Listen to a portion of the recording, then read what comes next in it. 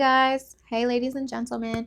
So this will be part 3 of the 4-part series that I'm breaking down for the Lord. Again, continuing into my story and a little bit about myself to get to this point. If you have been following along this long, I love you. If this is the first video you're seeing, it'll help to have context for the other videos. But again, I don't know if they're going to stand on their own. I recommend getting context. I love context.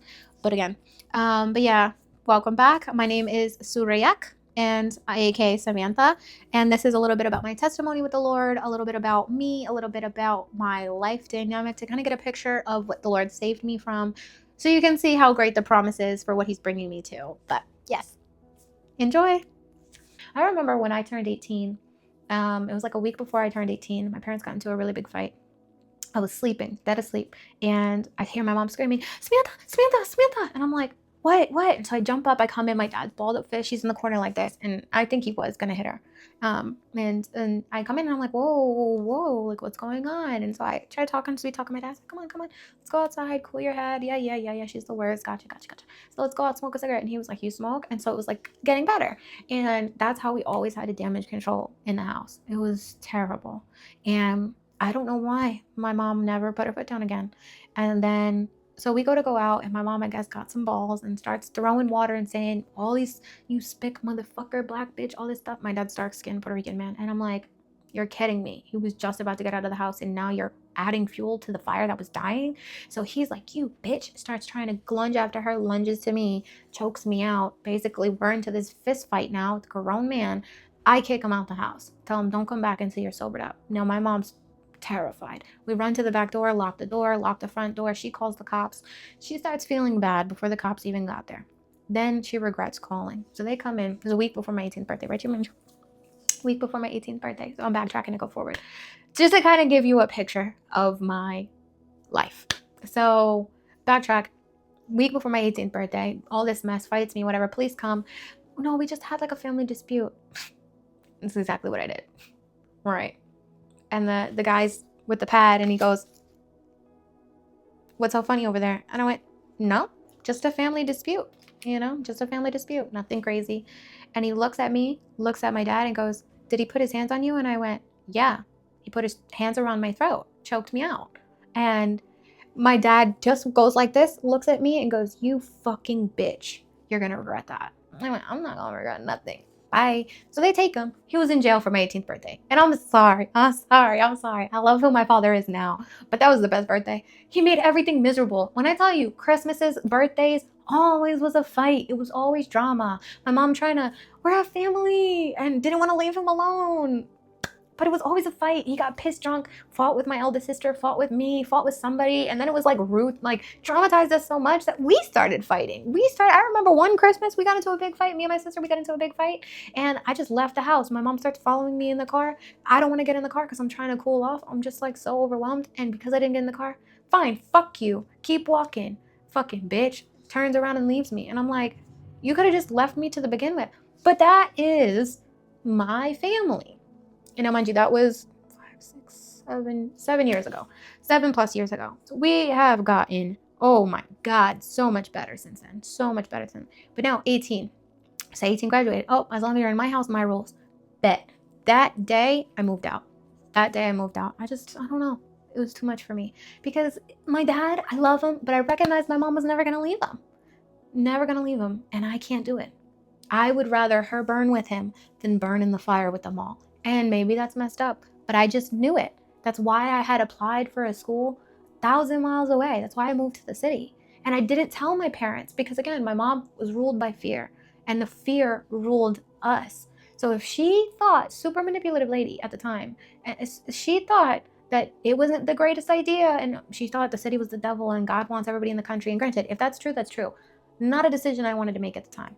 So I pray, and this is the thing. I had that radical experience with God. So I was praying. I wasn't reading the Bible or anything, but I was praying, and the Lord was speaking to me. The Lord told me, only apply for Montclair State University. I started a relationship with the Lord because of that crazy guy in high school that wouldn't leave me alone, and I had all these feelings for him. I had prayed to the Lord, if this is your will for me to love him, double it. If it's not your will for me to love him, make it as if I never did. I went to bed that night with a chain that he had got me, a teddy bear, holding onto it, crying hysterical, woke up, meant nothing to me, garbage, blocked him off everything. Never had that problem until I was 19. He found a new number because I never changed my number, and the ball got rolling again with that trauma.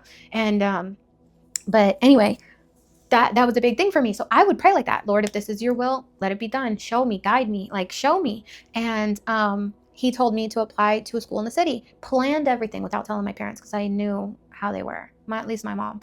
And so I planned it with my sister, moved up, like went to move up with my sister, made all these plans, but I didn't tell anybody until, because my plan was work all summer, save up as much as I can, and then say, hey, by the way, and then go. And but plans changed. So now 18, graduated. Graduation was the day before, which was a whole nother thing too. A whole nother thing. It wasn't even funny. My dad got drunk before my graduation and didn't want to stop drinking. Got into a fight with my mom. And I said, Dad, can you please sober up? I want you at my graduation. And he went, nah, you can go fuck yourself. Didn't even want to go to my graduation. My mom wasn't even going to go to my graduation because my dad wasn't going to go to the graduation. And it wasn't until, because they did this thing where you would walk around the bottom and then you would walk around the top. My mom was there at the top. But for the whole ceremony, right before we're throwing our hats and everything, I didn't know my parents were there. I didn't know that they were there. And so it's just imagine, how I'm feeling and all this as a young adult. Yeah, I was 18 already. And so now fast forward, they get into this altercation. 18 out the house, I'm out the house. Called a friend of mine, go home. My dad was softer with me, even though he was like verbally some sort of way. He was softer, he never violent or whatever, unless he was too far gone. And then so I go home, I say, I'm out of here. I pack a duffel bag and I just leave. I had a boyfriend in high school at the time, stayed with him. I got a big kid job, they would say, where it was full-time, worked my butt off, made me probably like $7,000. And then conveniently, we got into a fight right before the summer ended in August, and I was supposed to move up in September. And we ended up getting into a really big fight. I was like, hey, listen, like I can't do it, because his father was an alcoholic. His father was mistreating me, and I would constantly tell him, hey, like, I get it, that's your dad, you love him, but like, I left because my dad was mistreating me and my mom. I'm not going to come move in with you guys for your dad to mistreat me. I could just deal with that at home. It was a whole big thing. And yeah, anyway, I ended up moving back in with my parents right before they came, picked me up, because we got into it like pretty badly. Just throwing my stuff out the house, whatever. Anyway, so I ended up moving back with my parents, just enough time to pack all my stuff, put it into a car, move to the city. When I got to the city, talk about wild living. It was that prodigal that went and did whatever they wanted to. I was smoking, I was drinking, my whole phase came right back. I was doing everything you can think of, because now I had no parents. My mom put me on a curfew. My mom had a cap on me. She always had all these rules. And granted, I get it. You're parenting to an extent. I think it was excessive. I think it was too much. I think she really didn't give me much freedom ever.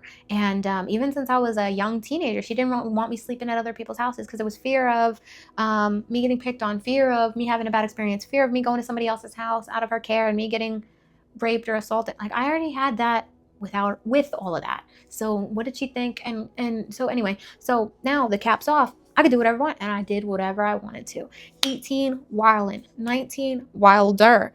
Around 19, 20, I had a pretty traumatic experience where an uncle of mine bought a house, and we were doing like renovations on the house or whatever. He invited a bunch of the cousins over, and we were like all drinking and smoking and whatever, and I was overserved. I was whatever.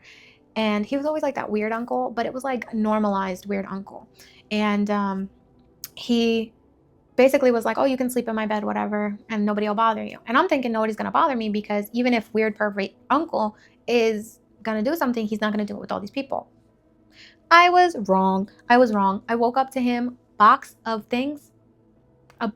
like toys and stuff, and like putting them inside me. I'm like passed out. Everything's open and everything, and I'm in and out. When I woke up again, I was back in the original spot, but obviously I know what that stuff feels like.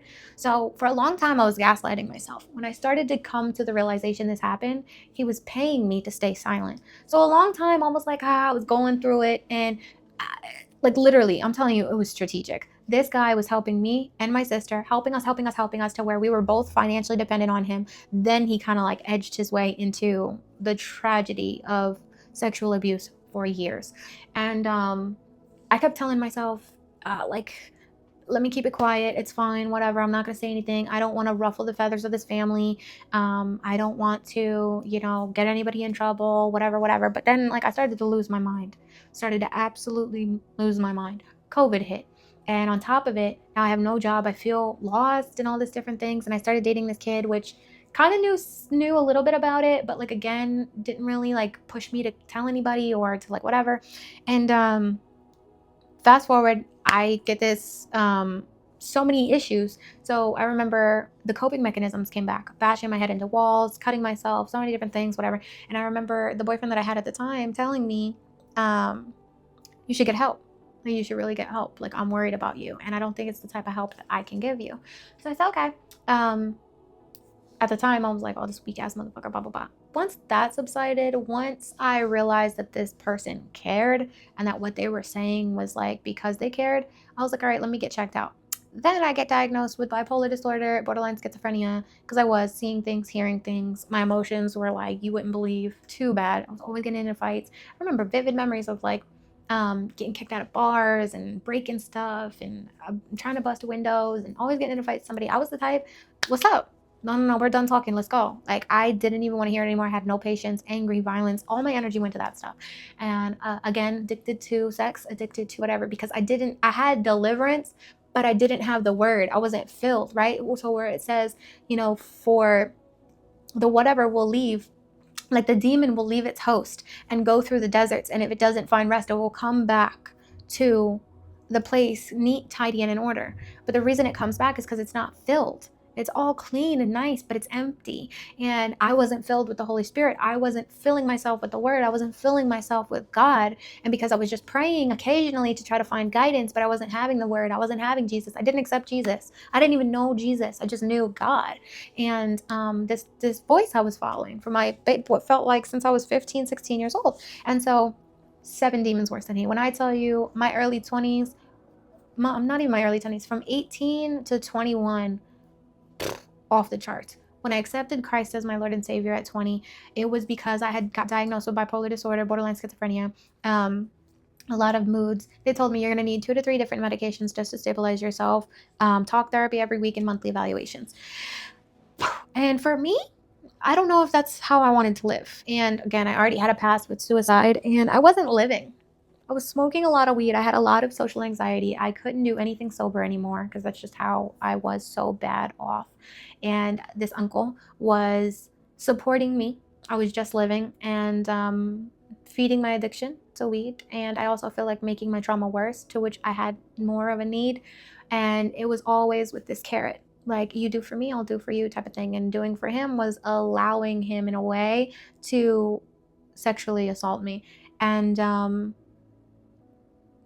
that was rough. That was really rough. And I guess I'm having this moment of clarity of what I'm saying on camera. So please, I can't control anybody. I'm whatever. You can judge. It's a free country, but please try not to.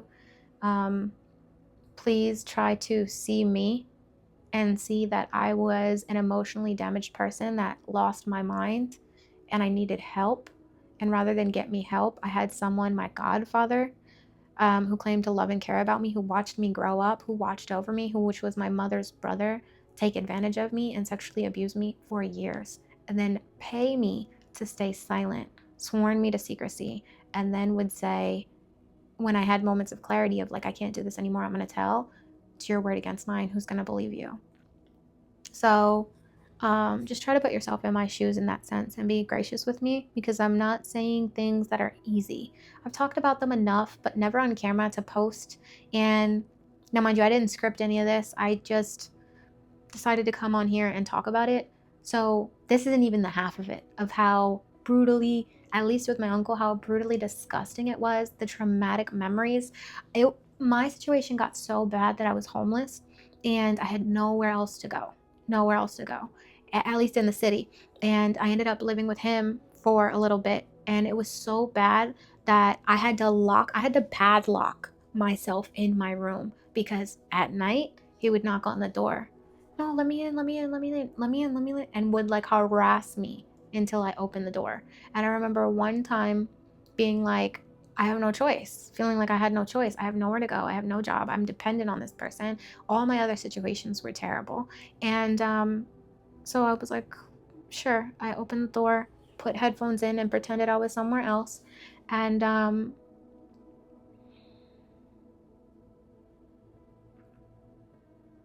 put headphones in and pretended I was somewhere else.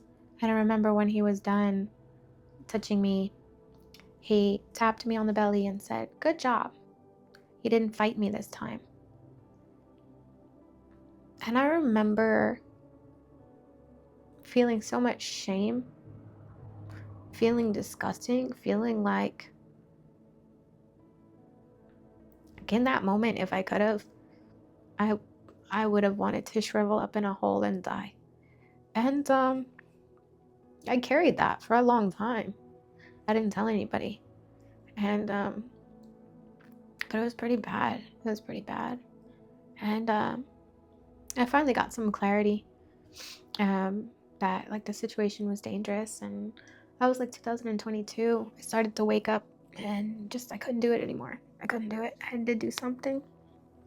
And I remember I opened up my Bible for the first time around this time was happening because I realized like I need guidance, I need wisdom, I need help because I am trying to do it on my own and it's not working. And the Lord had helped me. Like when I accepted Christ as my Lord and Savior in 2020, the bipolarity went away, the voices went away. I stopped seeing things. That was great. But even though I was delivered, I didn't know what to do. I had no idea what to do. And the Lord said he would teach me, and he taught me about spiritual warfare. So I'm like, okay, I'm kind of getting an idea. All of 2021 was about compromise. Rather than sleep with multiple people, I slept with one person, which ironically was sleeping with like 20 girls at the same time he was sleeping with me, which I didn't realize until someone told me. And rather than smoke how many different blunts a day, I would only like a couple joints. So I was trying little by little. 2020 is when the addictions really, 2022 rather, is when the addictions really broke and I started to like wake up to whatever. And then 2023 on New Year's, I met my kingdom spouse. Well, I'm sorry, let me backtrack a little bit. In 2022, in February, I read my Bible for the first time. I started getting biblical guidance. I started looking for a church, met this boy that tried to impress me, took me to a church. I ended up loving the church and not him. And we went to a mission trip meeting. I said, okay, I feel like the Lord wants me to go. So we go. Mission trip meeting changed my life because I gave God my yes to go. No money, no job, no house, no car, nothing to my name other just this belief that God wants me to go. I kept praying every day, God, if you want me to go, tell me, grow this desire. And it was freaking me out how strongly I was desiring it. I remember the pastor would call me, hey, how we coming? How we doing? And I'm like, I'm not getting any money. Nobody's helping me fundraise. When I tell you the enemy does not want me to go, he went, did God tell you to go? I said, yes, but then that's it. Then you're going to go. And he would say, nobody has not gone on this trip without, even if they didn't have money. If God told them to go, they would go. It's just okay. End up meeting this beautiful family. Shout out to the Sales family. I love them. And I pray that the Lord blesses them 1,000 times over for in the way that they have blessed me, because met them on the missions trip. And I remember the father saying to me, tell me a little bit about you. I don't know you from the church, because he had been running the trips with the pastor for how long.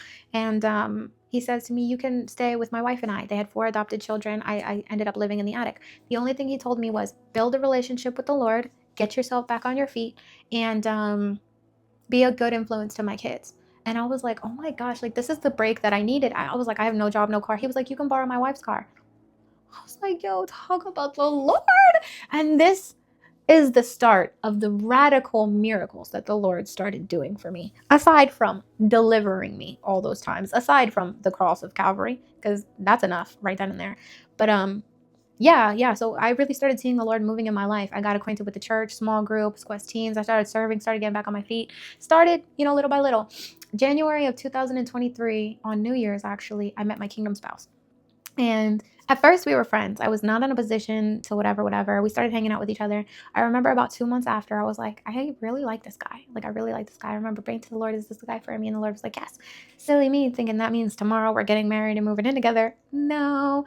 God still had work with me. God still had work with him. But, we had a relationship. We dated for probably about that whole year. And I'm so grateful to him because, again, I'm still trying to wake up to the things that my uncle was doing. And I remember telling him a story about whatever and a conversation I was frustrated about. And I remember being like, complaining, blah, blah, blah. And then he goes, sounds like he wants to fuck you.